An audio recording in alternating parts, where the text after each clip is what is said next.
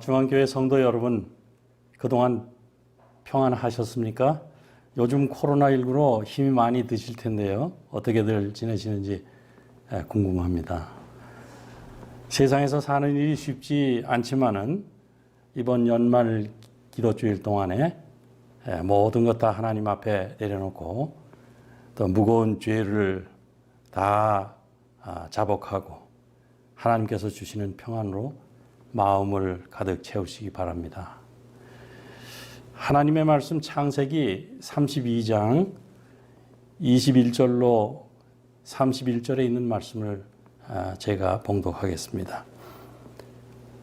그 예물은 그의 앞서 행하고 그는 무리 가운데서 격려하다가 밤에 일어나 두 아내와 두 여종과 11 아들을 인도하여 야복나루를 건널세 그들을 인도하여 시내를 건네며 그 소유도 건네고 야곱은 홀로 남았더니 어떤 사람이 날이 새도록 야곱과 씨름하다가 그 사람이 자기가 야곱을 이기지 못함을 보고 야곱의 환도뼈를 치매 야곱의 환도뼈가 그 사람과 씨름할 때 위골되었더라. 그 사람이 가로되 날이 새려하니 나로 가게 하라. 야곱이 가로되 당신이 내게 축복하지 아니하면 가게 하지 아니하겠나이다. 그 사람이 그에게 이르되 내 이름이 무엇이냐? 그가 가로되 야곱이니이다. 그 사람이 가로되 내 이름을 다시는 야곱이라 부를 것이 아니요 이스라엘이라 부를 것이니 이는 내가 하나님과 사람으로 더불어 겨루어 이기었음이니라. 야곱이 청하여 가로되 당신의 이름을 고하소서. 그 사람이 가로되 어찌 내 이름을 묻느냐 하고 거기서 야곱에게 축복한지라. 그러므로 야곱이 그곳 이름을 브니엘이라 하였으니 그가 이르기를 내가 하나님과 대면하여 보았으나 내 생명이 보존되었다 함이더라. 오늘 본문으로 읽은 이 말씀은 야곱이 야복강가에서 천사와 씨름을 했던 이야기입니다. 당시에 야곱은 아주 매우 심각한 곤경에 빠져 있었습니다. 20년 동안 붙어서 살던 그 외삼촌 장인 집을 떠나서 아내와 자식들 그리고 하석들을 거느리고 자기 고향으로 돌아가던 때였습니다. 그러나 그것은 결코 즐거운 귀향이 아니었습니다. 외삼촌이자 장인인 라반의 집을 떠날 때도 몰래 도망쳐서 나왔고 또 그 형에게 미리 보낸 사람들이 돌아와서 하는 보고도 보면 형이 20년 전에 그 원수를 갚으려고 400인의 군사를 데리고 오고 있다고 하는 그런 참 답답하고 괴로운 그런 소식이었습니다. 그는 글자 그대로 진퇴양난, 앞으로 나아갈 수도 없고 다시 뒤로 돌아갈 수도 없는 그런 상황에 처했습니다. 이제 어떻게 할 건가? 어떻게 이 위급한 사태를 벗어날 수 있을 것인가? 궁리하다가 야곱은 자신의 그 무리를 둘로 나눴습니다. 에서가 와서 한 떼를 치면 다른 떼는 도망가야 되겠다. 이렇게 생각한 것이죠. 그리고 형을 위한 예물을 아주 힘껏 준비를 했어요. 그 예물을 3떼로 나누어서 하나하나 이렇게 보내면서 형에게 주의 종 야곱이 준비해서 형님에게 드리는 선물입니다. 이렇게 했습니다. 야곱은 자기 소유 중에 가장 좋은 것을 골라서 형에게 이렇게 보냈는데 그렇게 함으로써 형의 화가 좀 누그러지지는 않을까 그런 희망을 가졌던 것입니다. 그러면서 야곱은 야복강가에 도달하게 되었습니다. 무리와 함께 고민하면서 그 밤을 지내던 야곱은 아무래도 자기가 혼자 그 무리와 떨어져서 하나님께 기도를 드려야만 되겠다고 하는 생각을 하게 됐어요. 그래서 잠을 자던 가족들을 깨워가지고 그날 밤에 야복강을 건너게 했습니다. 그리고 자신은 그 홀로 남은 곳에서 하나님과 씨름하는 그런 기도를 하게 된 것입니다. 그런 자기 처지가 왜 이렇게 됐는지, 도대체 왜 이런 일이 자기에게 이르러 왔는지 좀 곰곰이 생각하기 시작했습니다. 자기 과거에 자기에게 일어났던 일들을 다시 한번 돌이켜 보는 것입니다. 뭐가 잘못됐을까? 어디서부터 잘못됐을까? 무엇이 문제인가? 어떻게 이것을 해결해야 될 것이냐? 그 어린 시절부터 찬찬히 자기 그 과거의 일들을 돌이켜 보면서 그 장자권을 얻기 위해서 어려서 그 애를 쓰던 일, 형이 사냥하고 돌아와서 허기졌을 때 팥죽을 팔아가지고 그 장자권을 샀던 일, 또 급기야는 아버지가 형에게 축복 기도를 하려고 할 때에 어머니 말을 듣고 형이 받아야 할 축복을 자기가 뺏어서 이렇게 받던 그 두려웠던 순간들, 그리고 형의 노여움을 사서 이제 외삼촌 집으로 도망가던 그 죄책감에 눌리고 또 괴롭고 외롭고 쓸쓸했던 그 밤, 그리고 외삼촌 집에 도달했지만은 거기서 외삼촌, 그 아주 교활한 외삼촌에게 속아서 그 언니와 결혼하고, 그 다음에 또 동생 라헬을 위해서 7년을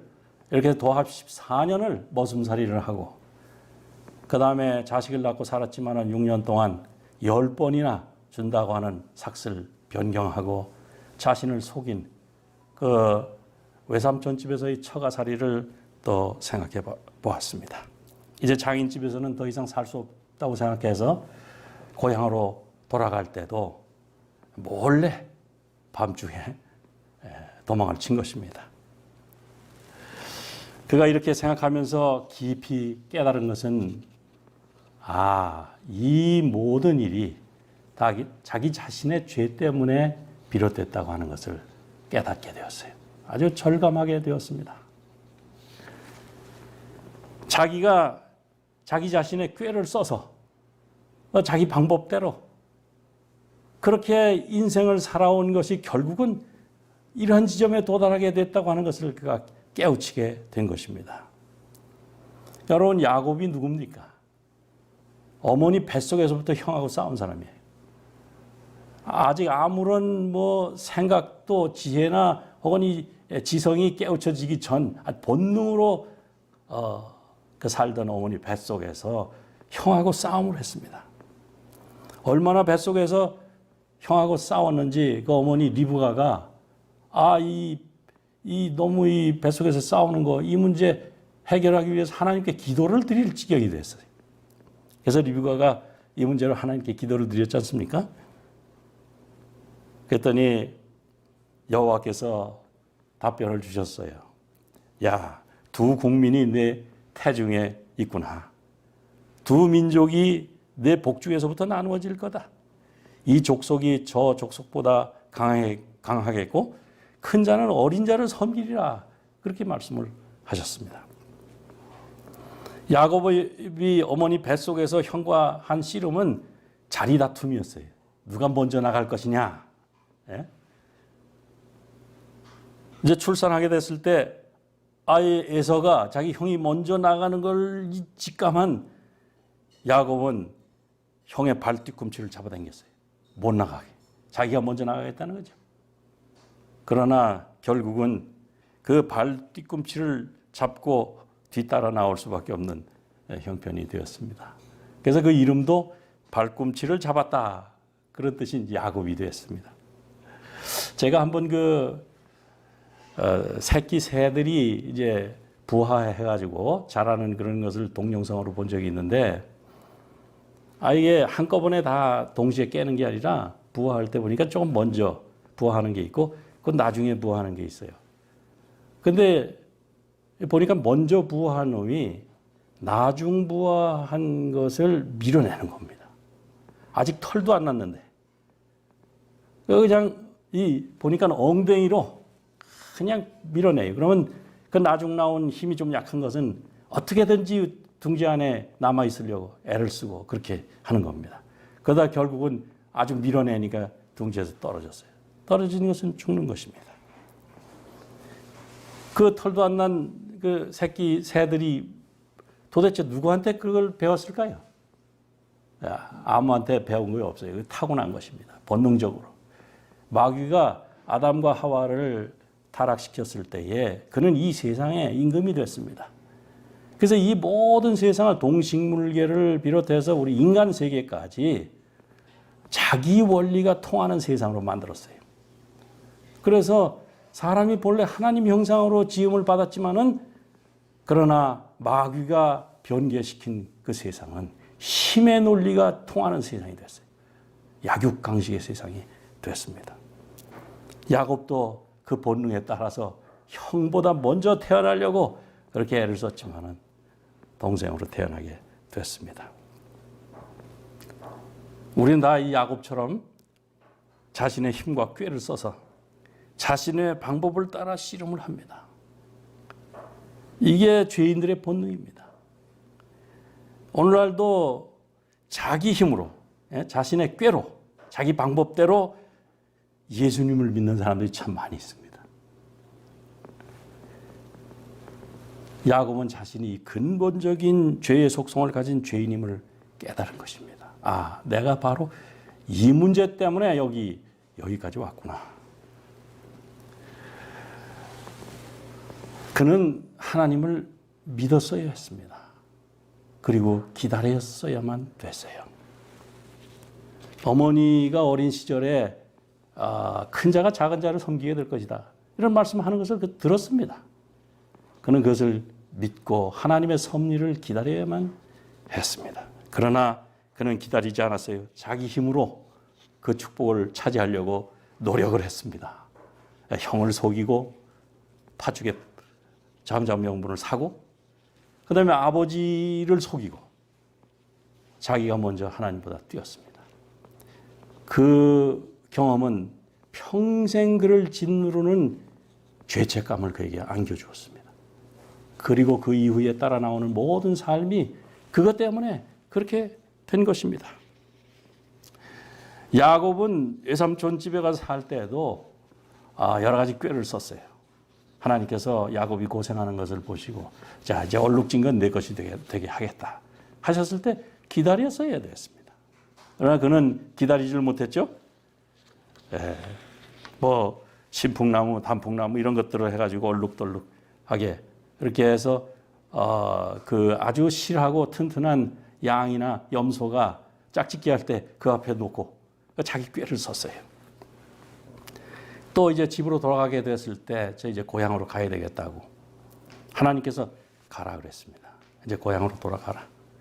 그는 외삼촌에게 정직하게 자 이제 제가 집으로 돌아가야 되겠습니다. 제 아내들과 자식들 제가 그동안 벌은 이 재산을 제게 주십시오. 제가 가야 되겠습니다. 이렇게 얘기를 하고 기다렸어야 됐죠. 그러나 그는 자기 꾀로 몰래 도망을 쳤어요. 이 모든 것이 그가 한 것입니다. 근데 여러분, 하나님을 믿고 기다린다는 게 죄인한테는 쉽지 않습니다. 그 홍해 앞에서 이스라엘 경험을 보면 그것이 분명하게 드러납니다. 하나님을 믿지 못한 이스라엘 백성들이 모세를 원망했어요. 야, 애굽에 매장지가 없어서 당신 우리를 이끌어서 이 광야에서 죽게 하느냐? 어찌 당신 우리를 애굽에 이끌어서 이같이 고생하게 하냐고. 이제 죽게 생겼다고. 우리가 애굽에서 당신한테 얘기했지 않냐고. 우리 버려두라. 우리가 애굽 사람을 섬길 것이라. 그렇게 하지 않았냐고. 애굽 사람을 섬기는 것이 광야에서 죽는 것보다 낫겠다고 그랬어요. 그때 모세가 백성들에게 뭐라고 대답을 했습니까? 너희는 두려워 말고 가만히 서서 여호와께서 오늘날 너희를 위해서 행하시는 구원을 보라. 여호와께서 너희를 위해서 싸우시리니 너희는 가만히 있을지어다 그랬습니다. 여러분 지금 적군이 쳐들어오고 있고 그다음에 금방 들이닥쳐서 목숨이 경각간에 달린 때에 모세가 하는 말은 가만히 서 있으라는 거예요. 여러분 같으면 어떻게 하시겠어요? 가만히 서 계시겠어요? 아마 진땀이 날 겁니다. 이거 빨리 도망가야지. 이게 가만히 서 있다는 이게 무슨 소린가? 하나님의 말씀을 그대로 신뢰하고 가만히 서 있는 것은 대단한 믿음을 필요로 하는 것입니다. 이것은 목숨을 건 믿음을 필요로 하는 거예요.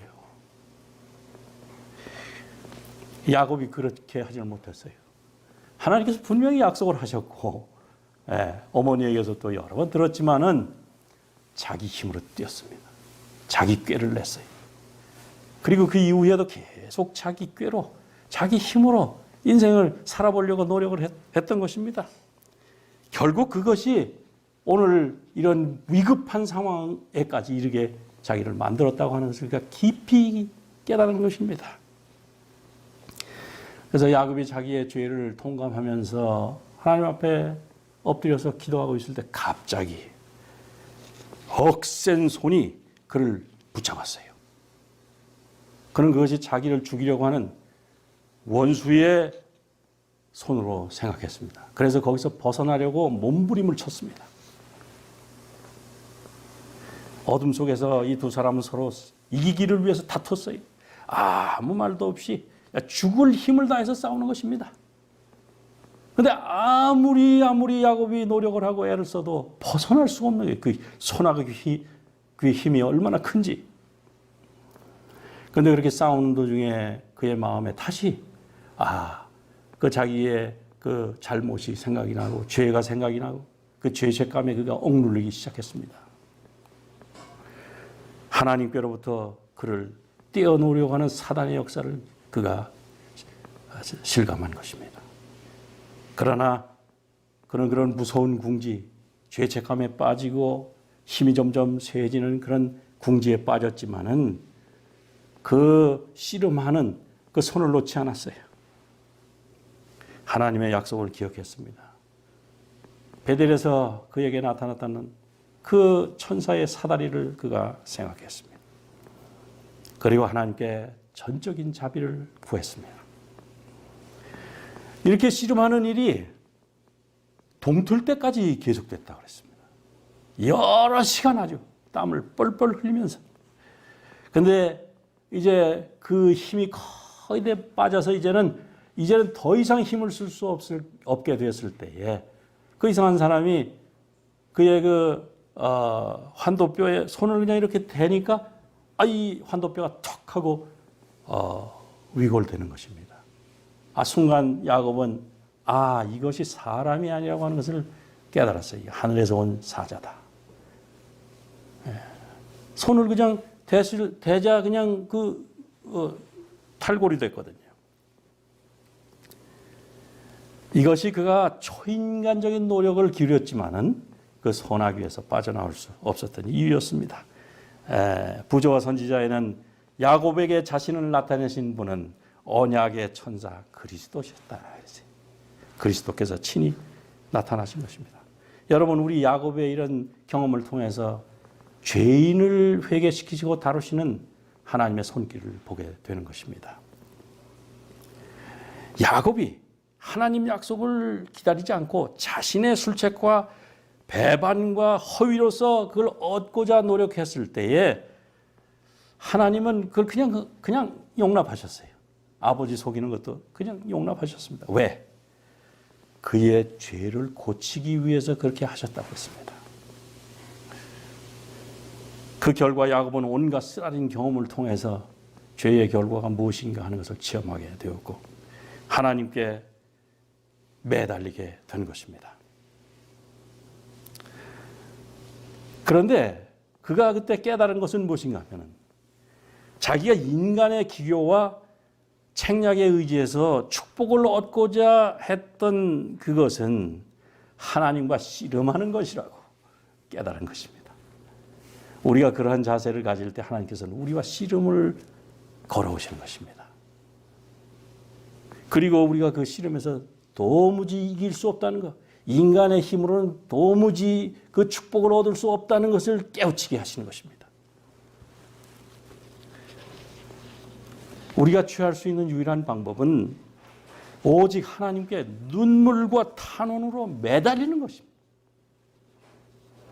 우리는 우리 자신을 스스로 변화시킬 수 없습니다. 내 힘으로 축복을 얻을 수 있는 게 아니에요.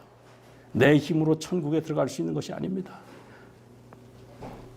하나님께 눈물과 탄원으로 자신이 죄인임을 고백하고 매달리는 것이. 우리가 범죄를 해서 그것이 드러날 때에 인간 이 죄인의 아주 본능적인 그런 반응은 그걸 인간의 힘으로 가리려고 하는 것입니다. 아담과 하와가 그렇게 했어요. 무화과 나무 잎으로 해서 자신의 부족한 것을 가렸습니다. 그리고 야곱처럼 또 혹은 모세처럼 자기 힘으로 그걸 해결해 보려고 씨름을 하는 것입니다. 우리는 씨름으로 하나님의 축복을 얻을 수 없습니다. 우리는 씨름해서 회개하는 게 아닙니다. 그렇게 얻기를 갈망했던 하나님 앞에서 지은 죄와 사람 앞에서 지은 죄에 대한 용서를 얻고 마음의 평안을 얻는 것은 씨름이 아니라 눈물과 간절한 기도였습니다. 그래서 우리가 기도할 때 이렇게 기도하라고 그랬어요. 실물교훈 159쪽에 보면은요. 어떠한 외형적인 의식이나 이런 것도 단순한 믿음과 자아를 완전히 포기하는 것을 대신할 수 없다. 아무도 자기 스스로 자기 자신을 비울 수 없다. 우리는 그리스도께서 이 일을 해주시도록 그분께 우리 마음을 허락할 뿐이다. 그렇게 할 때 우리 심령에서 다음과 같은 말이 나오게 될 것이다. 주여, 저는 제 마음을 당신께 드릴 수 없사오니 당신이 제 마음을 취하소서. 제 마음은 당신의 소유물입니다. 저는 당신을 위해서 그것을 보존할 수 없사오니 당신이 그것을 깨끗이 보존하옵소서. 비록 제가 연약하고 제 자신이 그리스도와 같지 않을지라도 저를 구원하여 주옵소서. 저를 재창조하셔서 당신의 사랑이 저의 심령 속을 통하여 흐를 수 있는 순결하고 거룩한 분위기 속으로 저를 이끌어 올려 주시옵소서. 야곱은 이제 불구가 돼서 아주 격심한 고통을 느꼈지만은 포기하지 않았어요. 울며 간구했습니다. 자기 죄가 용서받았다는 보증을 얻기를 원했어요. 마지막까지 그는 그 손을 놓지 않았습니다. 여러분, 그 환도뼈에 손을 대서 위골시킬 수 있는 힘을 가진 분이면 야곱이 그 붙들고 있는 그 손, 그거 쉽게 뿌리치고 가실 수 있으셨을 것입니다. 그러나 그 천사는 아침이 되려고 그러니 나로 가게 하라, 이렇게 요청을 하는 것입니다. 하나님의 사랑입니다.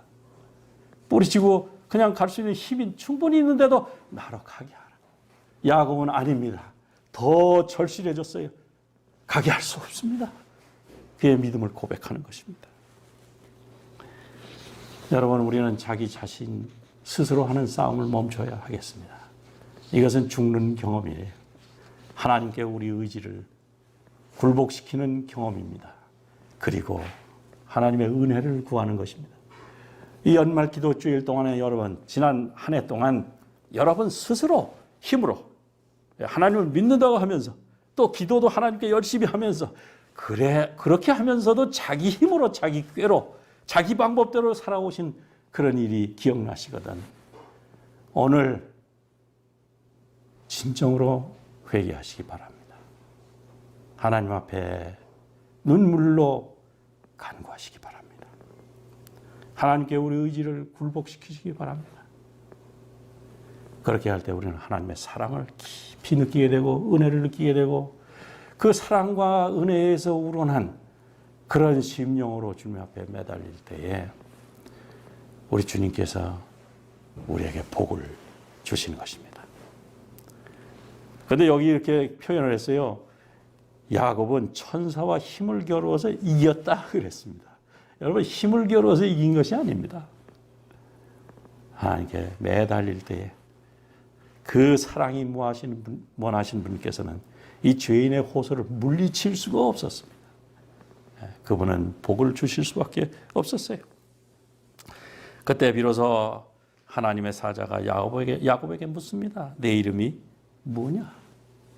제가 야곱입니다. 발 뒤꿈치를 잡는 자입니다. 속이는 자입니다. 남의 자리를 대신 들어찬 않는 사람입니다. 내 이름을 다시는 야곱이라고 부르지 마라. 너는 이제 변화됐다. 너는 이스라엘이다. 하나님을 힘으로 이기는 게 아니라 간절한 청원과 눈물로 하나님의 복을 얻어낸 사람이다 이 말입니다.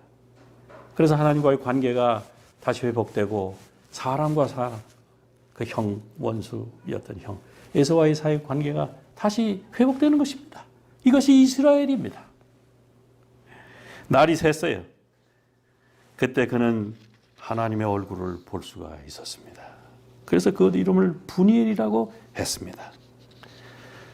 이 연말 기도주일 동안에 다시 한번 말씀드리지만은 야곱처럼 살았다고 하면 야곱처럼 하나님의 축복을 그렇게 갈급하면서 자기 힘으로 그렇게 해왔다면 여러분 다 버리시기 바랍니다. 하나님 앞에 눈물과 통회로 간절한 마음으로 매달리시기 바랍니다. 그러면 하나님께서 복을 주시겠다고 그랬어요. 우리에게 새 이름을 주시겠다고 그랬습니다. 내 이름이 뭐냐 물어보시고 앞으로는 그렇게 살지 말아라. 이제는 이스라엘로서 네가 살 것이다. 새 이름은 새 품성을 의미하는 것입니다. 야곱처럼 새로운 품성을 얻고 새로운 방식으로 사는 사람이 되어 하나님을 대면하는 특권을 누리시게 되시고 새하늘과 새 땅에서 영원히 살아갈 수 있는 아름다운 주의 백성이 되시기를 간절히 바라면서 말씀을 마치겠습니다.